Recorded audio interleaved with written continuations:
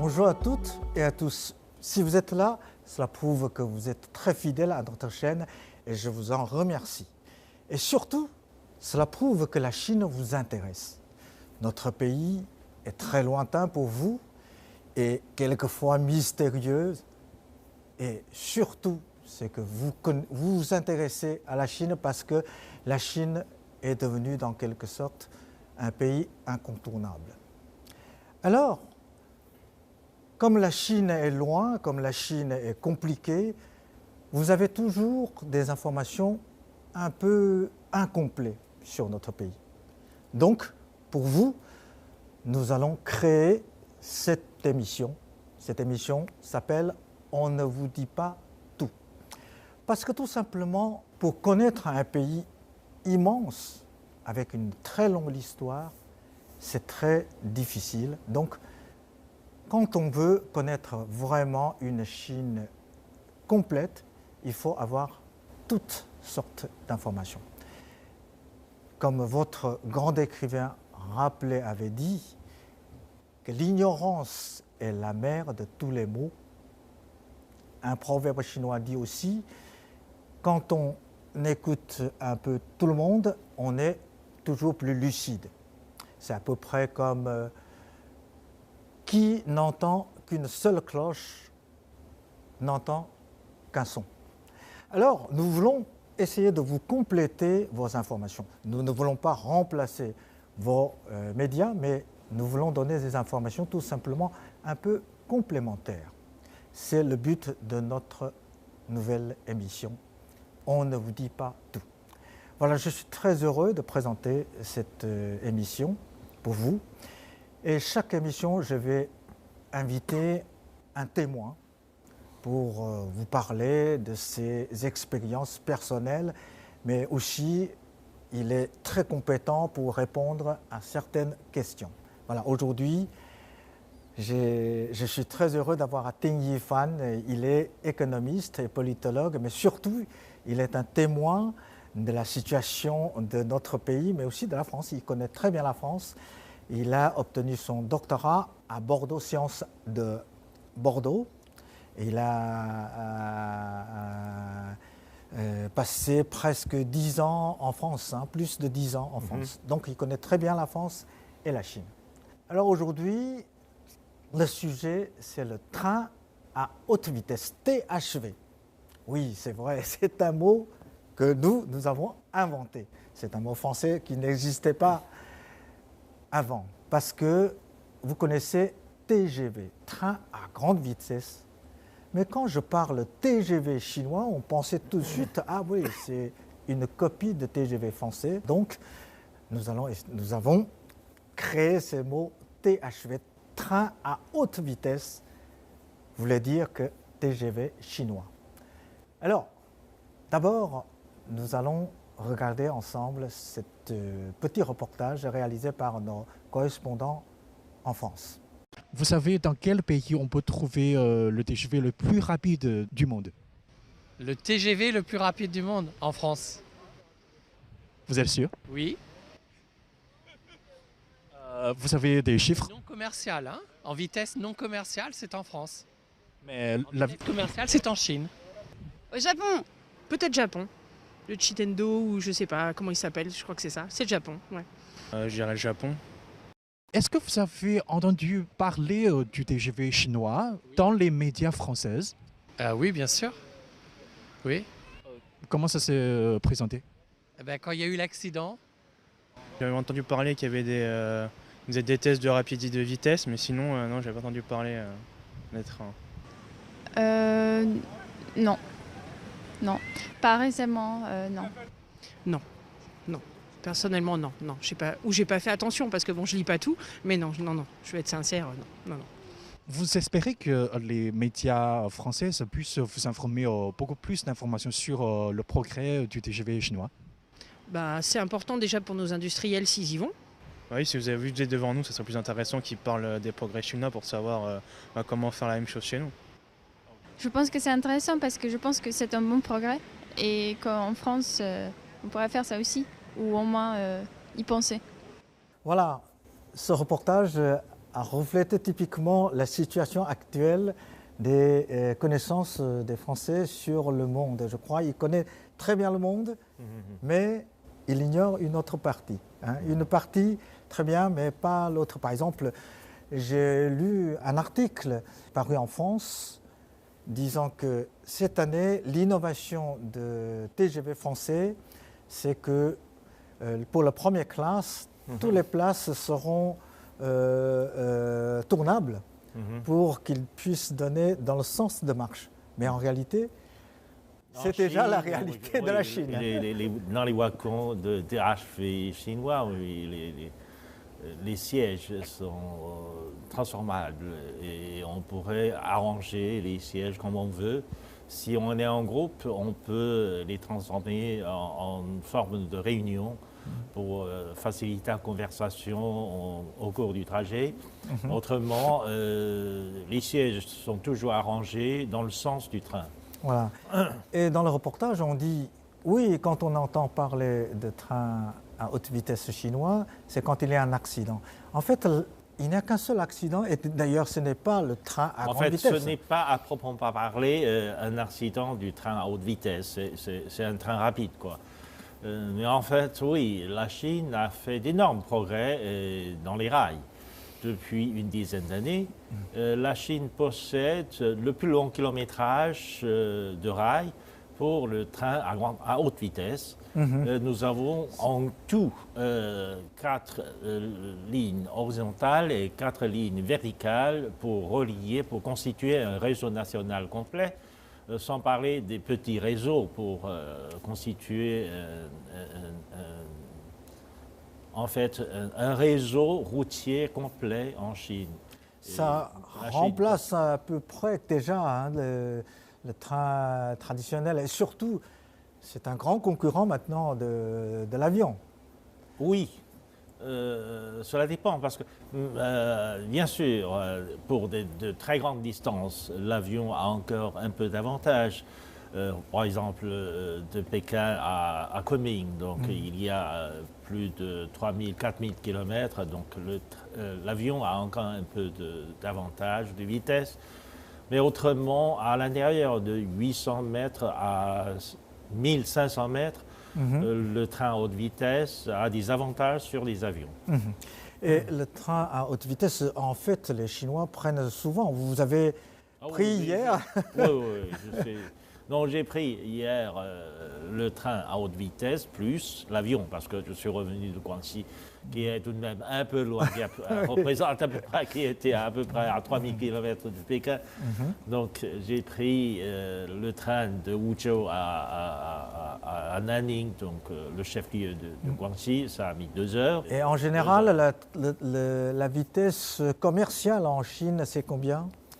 C'est en fait un peu plus de 300 km/h, parce que ça peut arriver à un moment donné, avant l'accident de train express, le THV roulait à 350 km/h.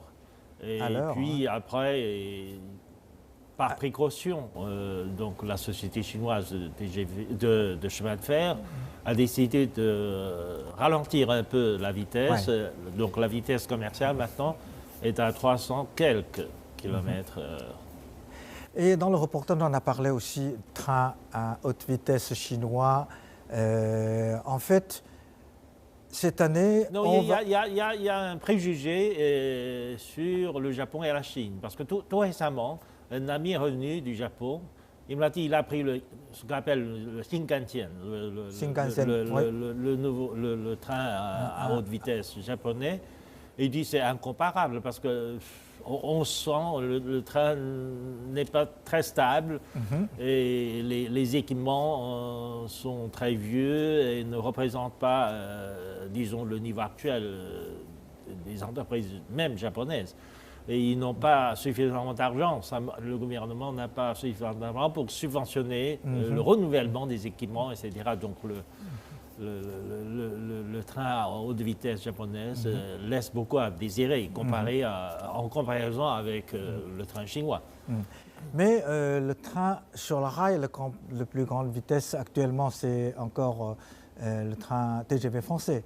Mais nous, en Chine, on va faire un essai sur le rail à 600 km à l'heure, c'est ça? Oui, mais en termes de vitesse, de test, etc., la Chine n'a pas tout le record du monde. Donc on peut faire un train à grande vitesse très rapide. Le record a été battu dans une espèce de tunnel hermétique à l'université de communication à Chengdu, donc ce qu'appelle l'université de sud-ouest de Chine. Et ils ont fait un essai sur une tunnel hermétique, etc. Ils sont arrivés à avoir une vitesse supérieure à 3000 km/h. 3000 km à l'heure. Oui, mais c'est un essai scientifique. Mais pour arriver dans la réalité, il y a encore un long chemin à parcourir. Parce que théoriquement, c'est faisable. Mais il suffit de construire une ligne avec des tunnels complètement fermés. Oui. Théoriquement encore. Oui, donc, mais c'est faisable, c'est possible. Faisable. Bon, techniquement, on peut le faire, mais il faut penser à autres conditions. Bon, on va regarder ensemble un reportage réalisé par notre équipe sur justement l'actuelle situation de THV chinois. Il file à plus de 350 km/h à travers toute la Chine et concurrence directement les transports routiers et aériens qui, au cours des années 80 et 90, avaient pourtant pris de l'avance sur le rail. L'arrivée du train à haute vitesse dans le courant des années 2000 a largement changé la donne et révolutionne la manière de se déplacer des Chinois dans un pays dont le territoire est grand comme 14 fois la France. Nous sommes à Beijing, devant la gare du sud de la capitale chinoise, qui en chinois se dit Beijing Nanjan. Cette gare a la particularité d'accueillir uniquement des trains à haute vitesse qui empruntent des lignes qui leur sont spécialement consacrées et qui leur permettent de filer à travers tout le pays à une vitesse d'à peu près 300 km/h. À une telle vitesse, les distances semblent tout de suite moins longues. Par exemple, avant 2007, il fallait 12 heures pour parcourir en train les 1300 km qui séparent Shanghai de Beijing. Mais aujourd'hui, à bord du train à haute vitesse, il ne faut plus que 5 heures pour relier les deux villes. Alors nous sommes maintenant dans la gare. Et aujourd'hui, pour en savoir plus sur ce train à haute vitesse chinois, nous allons emprunter la ligne Beijing-Tianjin, qui est la première ligne à haute vitesse ouverte dans le pays en 2008. Suivez-moi. Ouverte juste à temps pour les Jeux Olympiques d'été, cette ligne à haute vitesse relie les deux plus grandes villes du nord de la Chine en seulement une demi-heure. Et la vitesse de ce nouveau train s'est couplée à celle d'Internet, qui dans les années 2000 était déjà en pleine expansion. L'Internet s'est alors mis au service de ce nouveau mode de transport en permettant aux usagers de profiter d'un service plus fluide et plus confortable grâce notamment à l'utilisation des smartphones pour acheter les titres de transport. Plus besoin de passer par le guichet. J'ai acheté mon billet Beijing-Tianjin via l'application WeChat, l'incontournable réseau social chinois.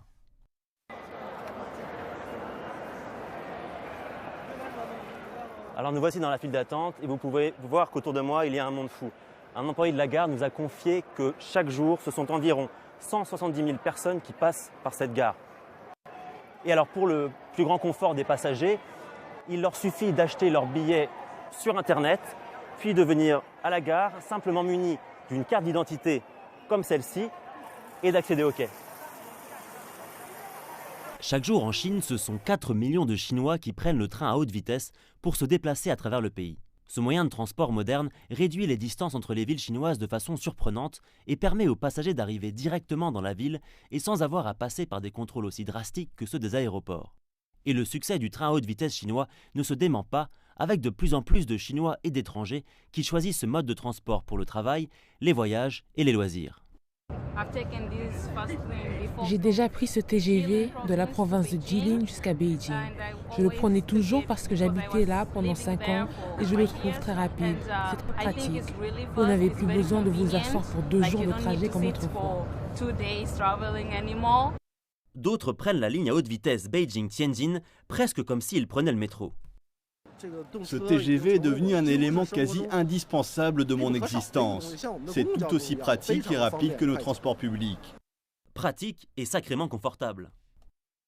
Alors moi, c'est pas la première fois que je prends le train à haute vitesse chinois, mais je dois dire qu'à chaque fois que je l'ai pris, j'ai trouvé le périple très agréable.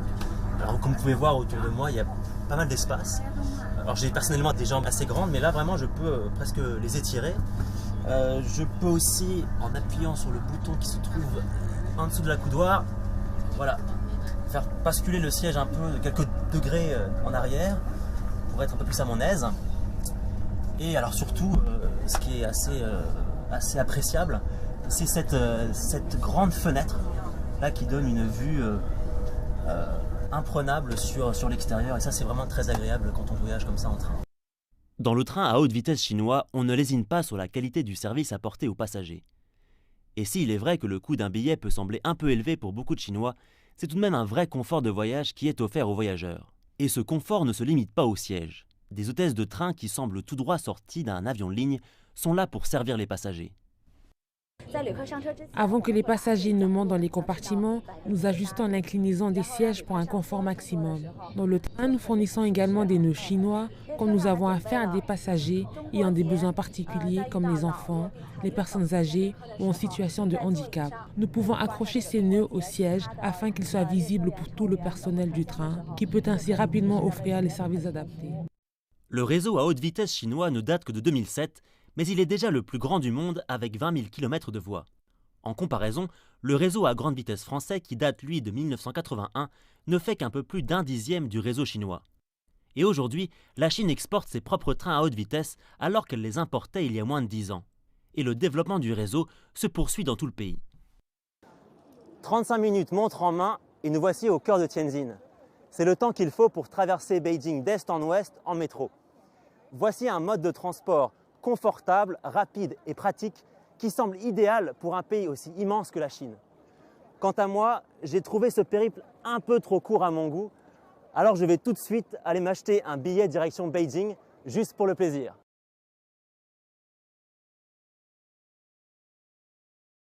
Voilà, un train peut rouler à une vitesse commerciale à 350 km/h, mais il a réduit à 300 km, comme vous l'avez dit tout à l'heure, à cause de l'accident de 23 juillet 2011. On parle beaucoup de cet accident. C'est le seul accident d'ailleurs de train, depuis que le train à haute vitesse chinois commence à rouler sur le rail. Hein. Mais ça n'a rien à voir avec la vitesse, c'est un problème de signalisation, c'est ça? Oui, l'accident est dû à un problème de signalisation parce qu'il y avait une pluie torrentielle. Oui, un coup de foudre qui a détruit un peu le... Oui. Et ça n'a rien à voir avec la sûreté de train de THV chinois. Et l'autre question que je voulais poser, dans le reportage, il dit, malgré que le prix de billets est un peu élevé pour les Chinois. En fait, ce n'est pas vrai parce que vu le nombre de passagers dans tous les trains de THV, etc., on se doute si le prix est inaccessible à la population. En fait, le prix de THV n'est pas tellement cher. En fait, c'est le moins cher du monde, c'est ça? En fait, oui. En comparaison avec le prix existant dans le système de rail dans le monde, au Japon, en France, dans les pays européens, etc., c'est certainement le prix chinois est certainement le plus compétitif. Mais en plus, la Chine est grande, le THV est très convenient pour la population de se déplacer, etc. En fait, le problème de DHV, ou le train de grande vitesse, c'était dans le monde, et que souvent, il faut subventionner. Le gouvernement n'est pas rentable. Parce qu'il n'est pas rentable, suffisamment rentable, parce qu'il n'y a pas suffisamment de passagers. Alors qu'en Chine, le problème a été résolu parce que le train est rentable. Non seulement est rentable, est tel que finalement, la ligne Pékin-Shanghai est rentable depuis longtemps, est profitable. Et souvent, en quelques années, et ça a dépassé le nombre espéré. La Chine a une dizaine de villes dont la population dépasse 10 millions. 10 millions. Pour ce genre de métroville, mégacité. Combien de villes dépassées? Plus de 10 villes. Dans les grandes villes comme Pékin, Shanghai, Chongqing, Tianjin, etc., la population dépasse 30 millions. Donc, dans ce genre de cet ordre de population, eh bien, le train à haute vitesse est très approprié pour transporter la population, pour permettre à la population de se déplacer assez rapidement, parce que l'avion, la Chine dispose aussi le plus grand nombre d'aéroports et de lignes d'aviation, etc. dans le monde, plus que les États-Unis. Mais tout de même, un avion transporte seulement 200, 300, même les plus gros porteurs portent 500 personnes, alors qu'un train à haute vitesse porte des dizaines de milliers de personnes. Donc c'est incomparable. Donc, et c'est rentable, toutes les grandes lignes de train à haute vitesse aujourd'hui sont rentables entre les grandes villes. Par rapport au prix, par exemple, train de Pékin à Shanghai, ça coûte combien, par exemple? Il y a première classe, classe commerciale et deuxième classe. Donc, cela dépend. Deuxième classe, c'est quelque chose à 400 et 500. 500 yuan, 400, 500 yuan, c'est moins de 200 euros. C'est moins de 50 euros. C'est ça, quelque chose comme ça. Oui. Bon, et en fait, celui qui gagne le moins, par exemple, le salaire moyen. Le salaire minimum à Pékin est aujourd'hui à peu près le salaire minimum nominal. Et à peu près 2500 yuan par mois. Mais en fait, il n'y a pas d'emploi dont le salaire est inférieur à 3000 yuan par mois. Un migrant, par exemple, travailleur, qui gagne dans la construction en général, maintenant, c'est combien par jour? C'est 300 yuan par jour? Quelque chose comme ça. Donc, c'est-à-dire 2 jours de salaire peut prendre un billet de train de Pékin à Shanghai? Non. Une journée et demie. Une journée et demie. Bon. Et alors, quel est l'avenir de train à haute vitesse en Chine? Puisque c'est rentable, en fait, la Chine est en train d'améliorer son système routier et le système de chemin de fer. En costume traditionnel, une trentaine de personnes issues des différentes minorités du Yunnan dansent et chantent devant la gare puis dans le hall d'attente. Ils sont excités à l'idée d'emprunter le tout premier train à haute vitesse en partance du Yunnan. Certains vont prendre le train pour la première fois de leur vie. Fin décembre, la ligne à haute vitesse reliant Kunming à Shanghai, longue de 2200 km, démarrait son activité. Le Yunnan, la province chinoise qui compte le plus de minorités ethniques, entrait définitivement dans l'ère du train à haute vitesse. Je n'ai pas réussi à dormir hier soir. J'étais très heureuse ce matin à l'idée de monter dans un train à haute vitesse pour la toute première fois. En 1910, les Français établissaient la première ligne de chemin de fer dans la province du Yunnan. Durant un siècle, les chaînes montagneuses, les zones sismiques et les formations de karst ont grandement limité le développement du ferroviaire dans la province. Le train ne va pas aussi vite que la voiture était une expression courante au Yunnan. Mais aujourd'hui, la distance entre la capitale provinciale, Kunming, et les villes de Beijing ou de Shanghai a été réduite de 30 heures à seulement 10. Entre les trains à voie métrique quand j'ai commencé à travailler et les trains à haute vitesse qui circulent aujourd'hui, on peut dire que le transport ferroviaire au Yunnan a enregistré des changements formidables. Je suis très chanceux d'avoir été le témoin de cette évolution extraordinaire. Le train à haute vitesse va faciliter les longs trajets pour la population, mais il va aussi permettre à la région du Yunnan de rayonner vers l'Asie du Sud-Est et de s'intégrer à la stratégie Une ceinture, une route. Grâce à l'enthousiasme des fans sur les réseaux sociaux, beaucoup d'internautes étrangers sont désormais familiers avec le train à haute vitesse chinois. Sur Facebook et aussi sur Twitter, que je tweete toujours à propos du hashtag Shanghai Kunming HSR, le feedback que j'avais reçu en concernant du train. Ils pensent que c'est incroyable que dans le business class qui se figure dans l'avant et dans l'arrière du train, on pourra se convertir cet siège dans un lit en seulement 30 secondes. dans les gares ici, spécialement la nouvelle gare sud du Kunming, on ne peut pas croire que c'est une gare, on pense que c'est un aéroport. Alors aujourd'hui, je vais inventer un nouvel mot, c'est probablement une railport. Dans la concurrence internationale, la Chine exporte, la France aussi, les Japonais aussi, les Allemands aussi, tout le monde exporte. Oui. La société chinoise est en concurrence avec beaucoup d'autres pays dans le monde pour le marché de chemin de fer, en fait. La Chine a construit non seulement des lignes de THV, mais aussi d'autres lignes de chemin de fer pour un certain nombre de pays dans le monde. En Europe, en Asie, en Amérique latine. La Chine est en train de construire pour la Turquie, pour le Thaïlandais. La Chine a réalisé donc, une ligne de chemin de fer pour relier Ankara à Istanbul.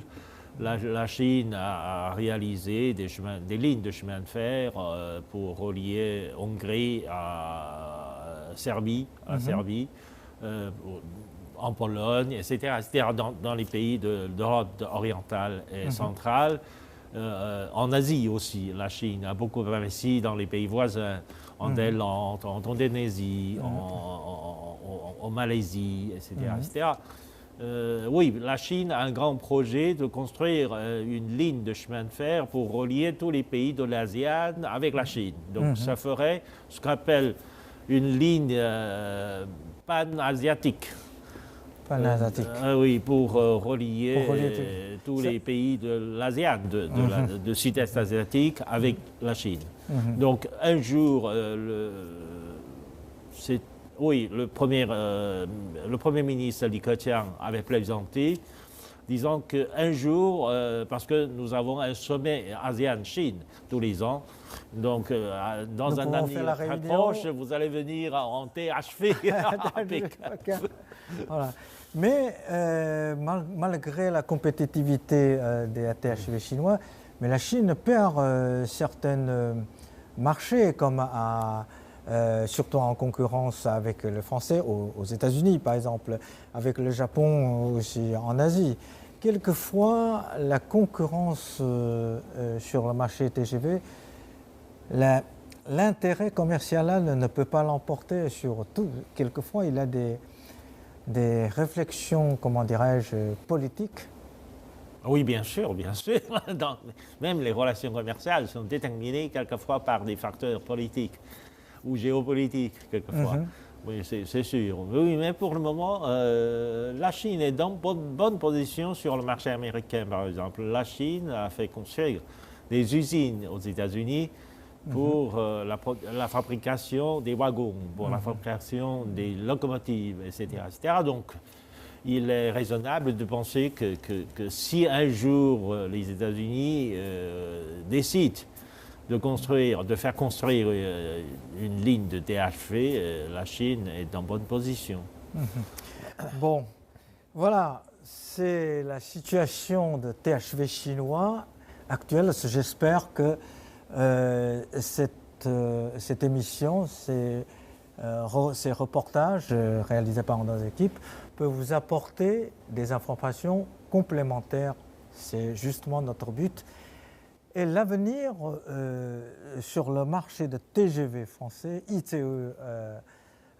allemand, Shinkansen japonais et THV chinois, je crois que la concurrence sera rude, mais il y a aussi des possibilités de coopération. Voilà, merci beaucoup à mon invité, à Ting Yifan. Merci pour vos éclairages.